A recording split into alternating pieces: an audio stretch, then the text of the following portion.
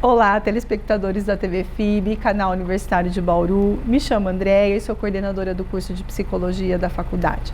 Sejam bem-vindos ao programa Psicologia e Você. Aqui a gente vai conversar sobre temas de interesse de toda a comunidade. E neste primeiro programa nós temos duas convidadas, que vão abordar aí o tema parentalidade na atualidade. Psicóloga Luciana e psicóloga Rosângela.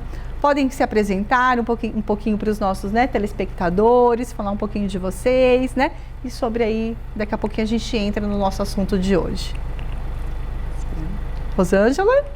Oi, sou Rosângela Frediane Mota Vaz, sou psicóloga formada pela Unesp, tenho especialização em violência doméstica e terapia familiar de casais e família, e atuei na Vara da Infância e Juventude, varas de família, por 34 anos no Judiciário, tanto da comarca de Jaú como em Bauru.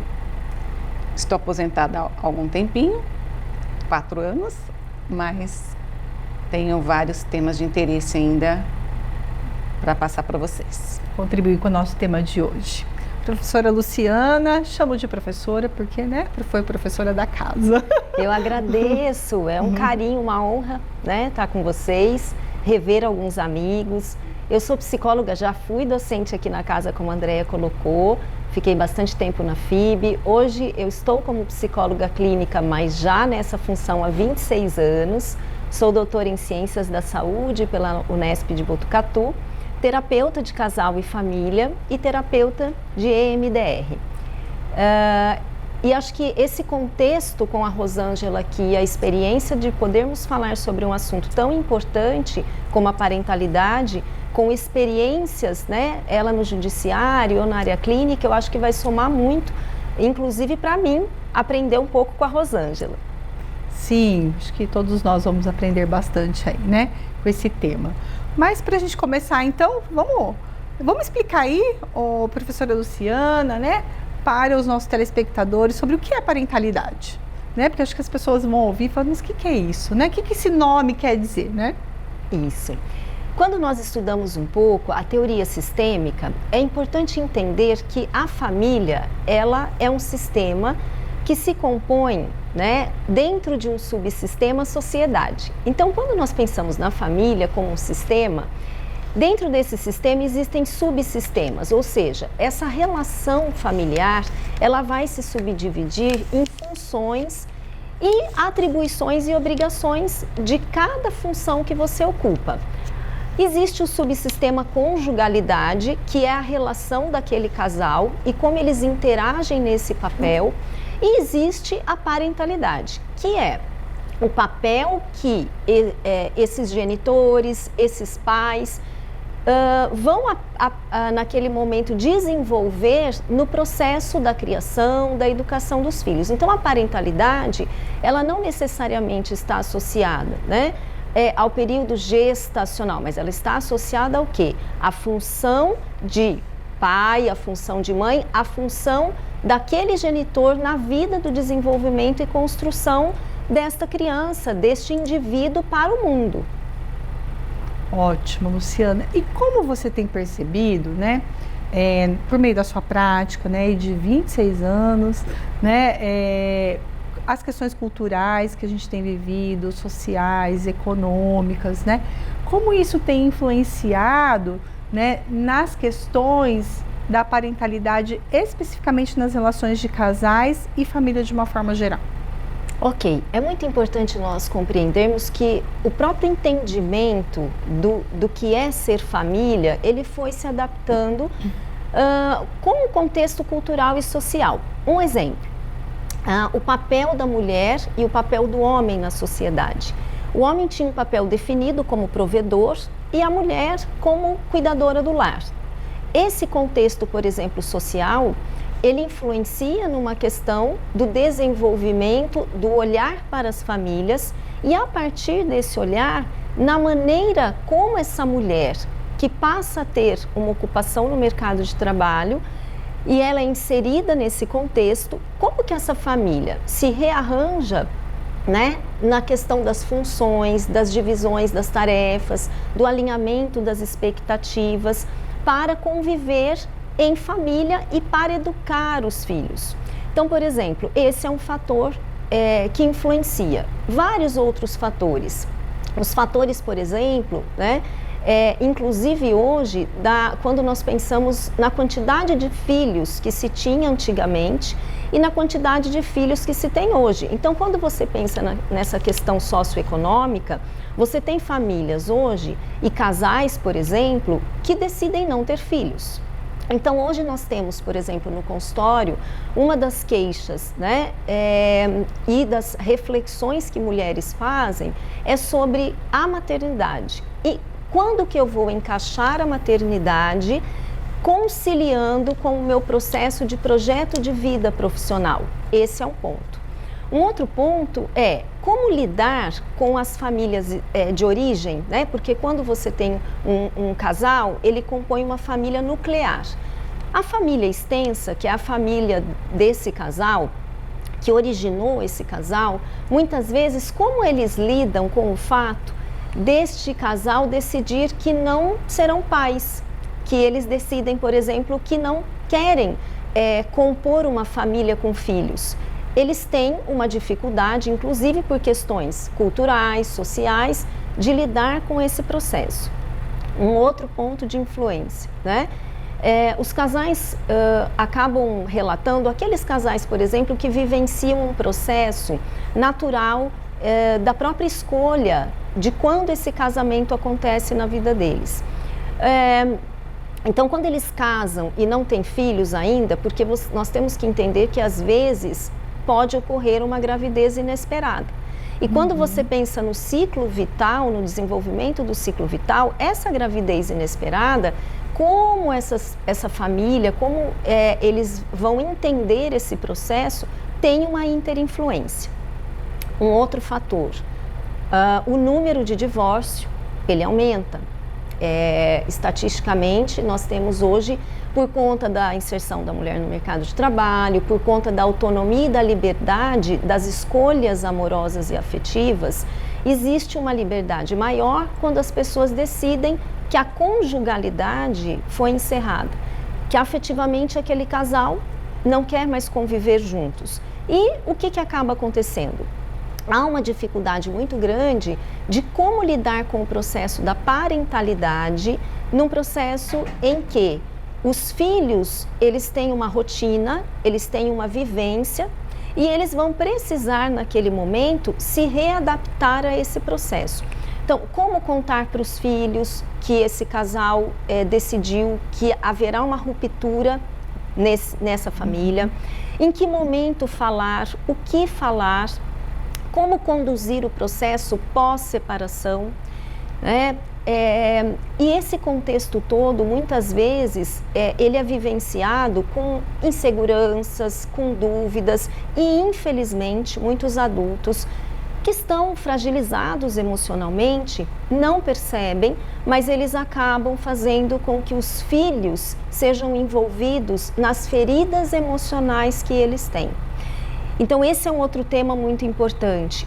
A parentalidade, ela é uma escolha de comprometimento no qual aquele casal, ele vai prover aquele indivíduo com alimentação básica, com vestimenta, educação, mas também ele é uma estrutura de desenvolvimento da construção psíquica e afetiva daquele indivíduo para a sociedade, para o mundo. Então, é na família que nós temos a nossa primeira experiência e vivência grupal. Como que eu vou lidar com esse contexto quando nós pensamos, por exemplo, num momento de pandemia, num momento pós-pandemia, em que as famílias viviam muito mais fora de casa para poder socioeconomicamente sobreviver no nosso país, trabalhando muito, e como lidar com esse momento pós-pandemia. Nós temos as crianças, um outro tema importante de influência na parentalidade, como que ficam as crianças que nasceram nesse período, né? Por conta da questão cultural mesmo, que ficaram afastadas das visitas, do carinho, muitas vezes, dos avós. Então, nós temos muitas temáticas, há uma influência muito grande, né, desses contextos. E o mais importante é os pais, aquelas pessoas que estão cuidando dos filhos, eles precisam lembrar que a estrutura de apoio, de base, de exemplo, são eles para aquela criança. Aquela criança se apoia nesses pais. E num mundo em que há um índice muito grande de estresse, um índice muito grande de aumento de diagnósticos de transtornos mentais, de saúde, né? Nós temos que entender que muitas vezes existem famílias que estão fragilizadas e que muitas vezes esses filhos ficam sem referência. E há uma dificuldade desse alinhamento. Estar no lugar da escolha de ser pai ou ser mãe e vivenciar essa parentalidade é um processo necessário de comprometimento e responsabilidade de dar conta dessa demanda, de saber os seus limites, de saber a sua vulnerabilidade, de pedir ajuda quando necessário. Uhum. Sim. Eu acho que um ponto importante, né? Acho que aí cabe uma outra contribuição, apesar de alguns aspectos você ter abordado, né?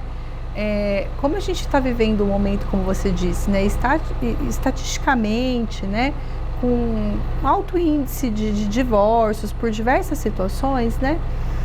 O que daria, assim, de um jeito mais cuidadoso e simples, né? Para falar para os nossos telespectadores, né, em relação às questões do divórcio e os filhos, né? Tá. Olha, eu sempre digo assim, o número de divórcio e as estatísticas aumentam, mas pessoas recasam. Há muitas famílias hoje que estão vivendo com os meus, os seus e os nossos. O que significa isso? Há uma ruptura. Eu trago os meus filhos para dentro daquela família, o outro tem filhos que vêm coabitar no segundo casamento e muitas vezes aquele casal tem filhos deles. Então eu sempre digo assim, se casamento fosse algo, é desafiador? É difícil? Ter filhos e a responsabilidade do comprometimento de ser pai e mãe é outro desafio, é uma outra fase, sim. Mas se fosse algo tão desgastante e tão ruim, as pessoas não ficariam recasando tanto. Então eu digo assim, que tal se pudéssemos pensar em prevenção? Ou seja, quantos casais se separam e que se eles tivessem o cuidado, o carinho de ter um olhar para um trabalho preventivo, eles talvez poderiam não separar. Às vezes separam por dificuldades de imaturidade ou de ter um auxílio, uma ajuda. Por isso que a própria terapia de casal e família, a própria psicologia, ela contribui muito para essas orientações. Então eu diria assim, pais, se vocês estão em processo de separação, saibam que os filhos de vocês, eles amam vocês e é muito difícil para eles quando você critica ou quando você fala algo ruim do outro genitor para ele.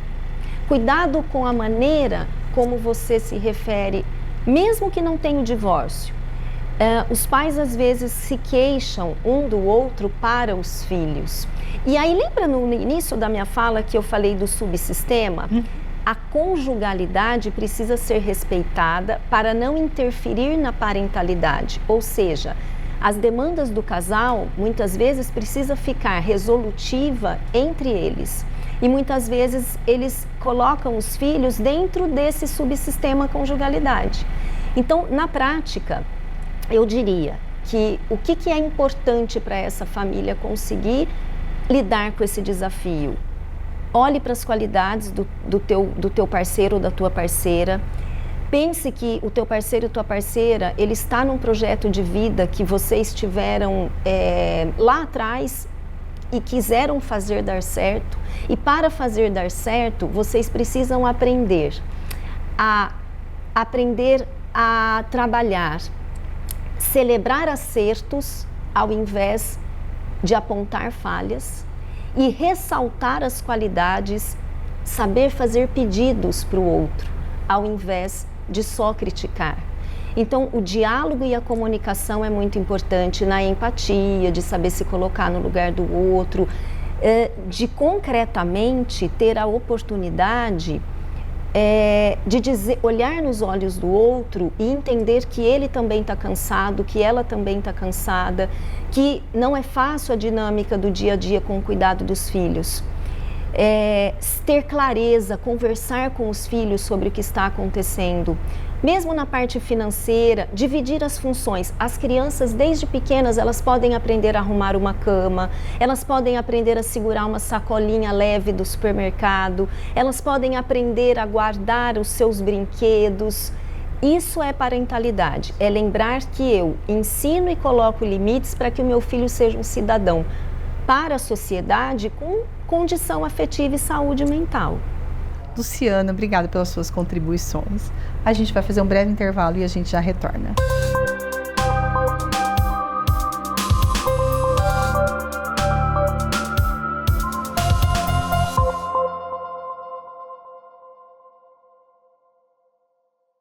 Ingressar na faculdade é uma das principais etapas da vida.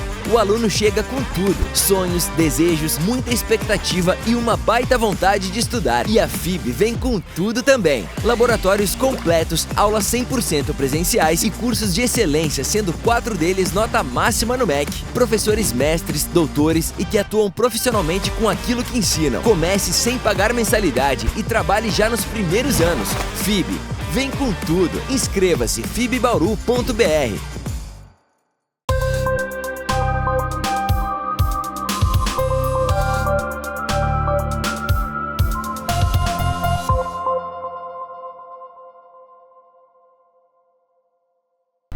Estamos retornando aqui do nosso intervalo e na continuidade aqui sobre o nosso tema de hoje no programa Psicologia e Você, sobre os desafios da parentalidade na atualidade, complementando aí, né, algumas questões já abordadas pela psicóloga Luciana. Vamos conversar um pouquinho com a Rosângela também, né, Rosângela, com a sua vasta experiência aí, né, na área do judiciário, né, num outro contexto, né, quando a gente pensa em parentalidade. Fala um pouquinho pra gente, né, nesse contexto aí de adoção, por exemplo, né, quando os pais querem ser pais pela via da adoção. Como é que fica a questão da parentalidade, como que isso acontece, né, como que se dá o vínculo com a criança? Assim, o casal que ele chega, né, quando falo casal, na verdade, eu estou considerando o casal, mas tem também pessoas que podem adotar sozinhas, né, elas têm essa prerrogativa da adoção de uma pessoa solo, mas quando se propõem a uma adoção é porque já passaram por algumas expectativas, muitas vezes da gravidez biológica, né, de conquistar a parentalidade pelas vias, digamos, naturais, que é da gravidez, e desistiram, né, nas tentativas ou realmente optaram pelo caminho da adoção, porque alguns deles realmente já vão direto para o caminho da adoção, né, deixando a questão biológica por opção. Então, as variáveis, né, que levam o interessado à adoção até chegar no judiciário são os mais diversos. Mas vem sempre com uma carga muito grande, né, de expectativa. Né? Diferentemente da parentalidade biológica, onde muitas vezes a parentalidade ocorre por acidente ou até pela conveniência de estar num relacionamento onde o próximo passo é ter filhos, né? A adoção ela já vem com uma outra característica, né? Que ela vem com uma característica de escolha, né? De decisão pela aquela forma de construir uma família. Então, isso é um passo bastante importante que eu poderia dizer até que está um passo à frente da parentalidade biológica, mas não é uma verdade completa, né? Essa frase, ela traz também outros conteúdos e outros contextos, né? Para dizer, inclusive, que não é uma parentalidade que se faz magicamente, né? Ela não é fácil também, porque diferentemente da parentalidade biológica, tem o tempo, né, da gravidez, então, onde o casal, ou a mulher, no caso, incorpora essa gravidez, então ela tem um tempo de assimilar o que está acontecendo com ela. Com a adoção, o processo é de escolher ser pai ou mãe por uma outra via diferente, mas também tem, como eu falei antes, toda essa expectativa de que não conseguiu ou porque quer realmente adoção. E quando chega, né, no momento, por mais espera que se tenha, por mais preparo, a criança ela vai ser conhecida no ato da apresentação, né? Então, porque dentro do processo, para ir rapidamente como funciona, né? No judiciário tem uma parte documental, que as pessoas buscam o judiciário com uma documentação, elas são avaliadas pelo serviço social, pelo setor de psicologia, o juiz, o promotor tem que dar o aval para que essa família realmente esteja apta, porque tem as questões, né, de antecedentes. Então, é uma variável muito grande, né, de até chegar no momento. Então, daí tem a espera, porque também tem aquela falsa ideia de que tem muitas crianças esperando e porque a hora que eu quero adotar não tem. Não é bem assim, né? Porque as crianças que estão à espera de uma adoção, muitas vezes ela não se encaixam na ideia que o interessado tem para aquele filho que espera. Então, na grande maioria, quem opta pela adoção busca um recém-nascido, né? Então, esse recém-nascido depende de vários fatores para ele chegar numa condição de ser colocado, de sair da família biológica, né, e de uma família que não exerceu adequadamente a parentalidade biológica a ponto dessa criança ser colocada num processo de adoção, né? Então, tem essa criança bebê.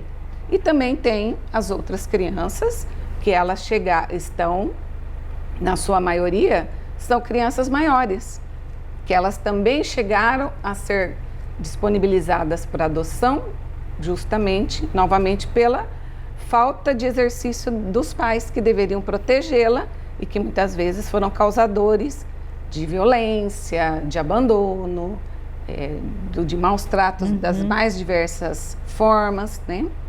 Então, daí chegando, né, essa questão, quando então, no momento em que esse pretendente, essa família vai conhecer esta criança, é a primeira vez mesmo, né? Então, tem aquela situação, expectativa e realidade. Você almeja, você tem um sonho, você tem um desejo e muitas vezes você tem que confrontar se aquela sua expectativa está sendo fechada, finalizada com essa criança especificamente, né? Então, aí é que começa, vamos dizer, todo o processo de enamoramento, né, de aproximação e de início mesmo desse processo de parentalidade, que ele é uma construção.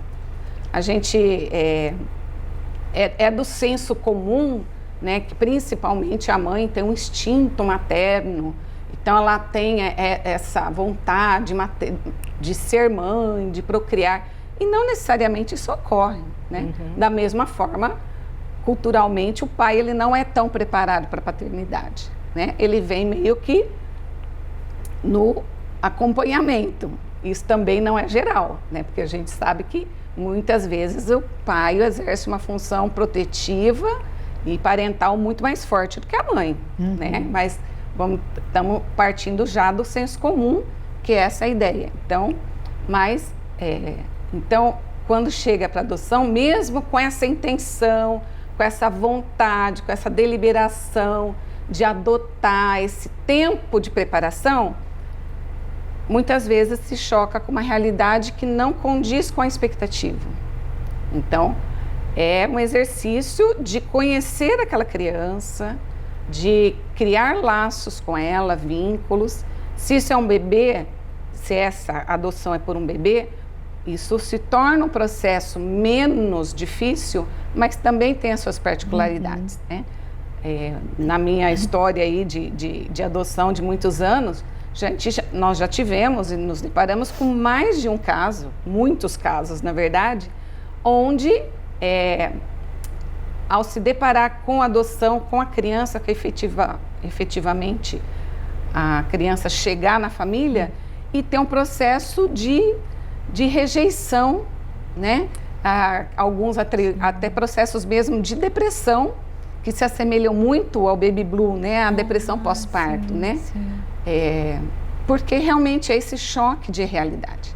Então, a adoção, ela implica num processo de parentalidade que ela vem carregada de muitos outros conteúdos, além desses que a Luciana já levantou, que são os processos, né? Vamos dizer, das famílias naturalmente constituídas pelas vias biológicas. Né? Sim, um processo, né, eu diria assim, árduo em todos os aspectos, né, tanto biológico quanto não biológico, Exatamente. né? Mas acho que lidar com essa expectativa mesmo, né, do não biológico, desse encontro, né, à primeira vista, né, eu acho que deve ser um fator bastante importante e significativo nesse processo.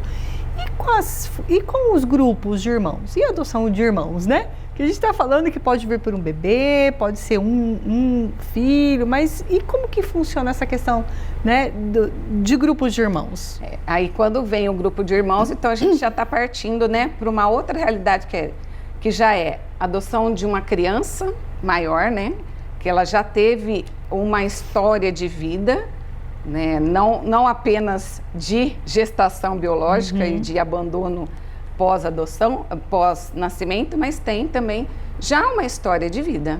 E é uma história compartilhada com esses irmãos. Né? E hoje a gente vê, né, como a Luciana levantou, essas novas construções, né, a construção familiar da atualidade, ela prevê 2 filhos, um filho ou nenhum, né? Então, de repente, quando vem a situação da adoção e um grupo de irmãos, o comum é que se tenha de 3 a 4 ou mais, né? A gente já teve grupos de 8 crianças, né? E de idades as mais diversas, né? Então, se você pensar que tem um bebê na história, mas numa escadinha você chega até os 8 anos de idade.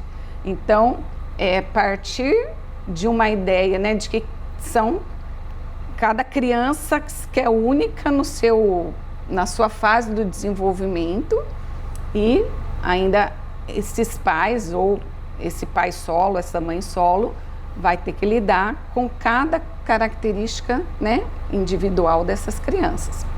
Então, é um processo difícil também, né? E por isso que, assim, um dos fatores que é muito levado em consideração no processo de avaliação dessas famílias que pretendem adotar é justamente o contexto de apoio, o grupo de apoio que essa família faz parte, né? Será que, por exemplo, os avós compartilham desse ideal junto com eles, os tios, os irmãos, enfim?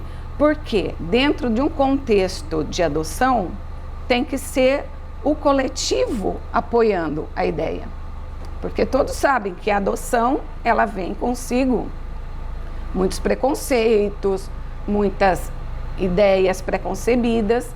Então, a família que adota, ela tem que estar cercada de pessoas que compartilham do mesmo interesse. E quando você pensa em grupo de irmãos, ainda mais, porque daí essa rede de apoio, ela tem que estar mais fortalecida para apoiar, né, esses pretendentes nesse processo de acolhimento, né, de enxergar cada um na sua particularidade, ter cada um seu momento, cada um seu espaço. Né? Quando a gente que tem filhos sabe que muitas vezes a gente tem que ter aquele momento do cafezinho com um só, né? Deixa o outro, vai passear no shopping só com um, para ter aquele momento específico. Então, você imagina numa adoção de grupo de irmãos, isso ainda é mais forte, né?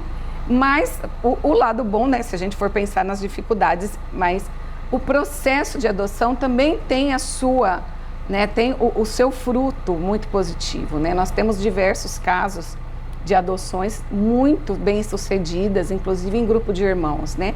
E onde, às vezes, o fato de estarem em comunhão, os irmãos, favorece até essa situação de hipertencimento, porque eles têm que lidar com um fator a menos de aceitação, porque eles já contam com a aceitação dos irmãos. Então, do pequeno grupo, eles já têm uma aceitação, eles têm um caminho menor a caminhar nesse processo de pertencimento à família, porque a questão da parentalidade a gente não pode excluir que tem o processo inverso, que é de filiação, né? Então, dos filhos também se aceitarem dentro daquele grupo familiar. Sim. Olha quanta coisa, né? Neste encontro de hoje aqui com a Rosângela, com a Luciana, né? Acho que a gente teria mais coisas aí, né? A explanar, conversar um pouquinho. Acho que, né, pode ser um tema para um outro encontro, né? Esse movimento, né? Aí, tanto da família quanto dos filhos, né? Como que esse encontro se dá, independente, né? Em que contexto eles estão, né? Obrigada pela contribuição de vocês, agradeço, né? Encerramos por hoje, nosso primeiro encontro aqui. Obrigada, Luciana, obrigada, Rosângela, né? Pela participação no programa de hoje. Agradeço, telespectadores, até o próximo programa Psicologia e Você.